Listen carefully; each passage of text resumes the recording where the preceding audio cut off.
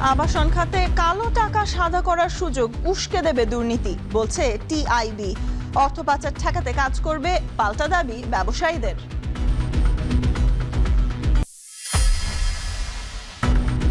নতুন বাজেটে দুর্নীতিবাজদের ভাগ্য বদল হবে অভিযোগ জামায়াত আমিরের। দলীয় লোক নিয়োগে একদলীয় শাসনের পথে বিএনপি। রংপুরের সীমান্তবর্তী 6 জেলার 3টি পুশ ইনের হটস্পট ঠেলে পাঠানোকে অস্ত্র হিসেবে ব্যবহার করছে ভারত, দাবি বিশ্লেষকদের। প্রথমে পররাষ্ট্রমন্ত্রী পর্যায়ে আলোচনা হওয়া উচিত, প্রয়োজনে দু দেশের প্রধানমন্ত্রী কথা বলে এটার একটা স্থায়ী টেকসই সমাধান অত্যন্ত জরুরি। সাপ্তাহিক ছুটির দিনে রাজধানীর সবজির বাজারে স্বস্তি।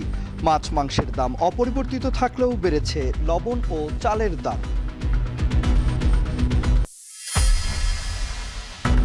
সমঝোতা সইয়ের পর নৌ অবরোধ তুলে নিল যুক্তরাষ্ট্র। হরমুজে জাহাজ চলাচলের সিদ্ধান্ত তেহরানের, স্বস্তি ফিরেছে জ্বালানি তেলের বাজারে।